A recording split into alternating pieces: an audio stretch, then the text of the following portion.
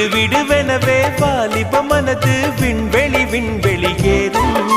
மன்னவா ஒரு கோயில் போய் இந்த மாளிகை எதற்காக? தேவியே என் ஜீவனே இந்த ஆலயம் உனக்காக. வானில் ஒரு புயல் மழை வந்தால் அழகே என்னை எங்கனம் காப்பாய். கண்ணே உன்னை என் கண்ணில் வைத்து இமைகள் எனும் கதவுகள் அடைப்பேன். சத்தியமாகுமா? நான் சத்தியம் செய்யவா? தொடு தொடுவெனவே வானவில் என்னை தூரத்தில் அழைக்கின்ற நேரம். உவா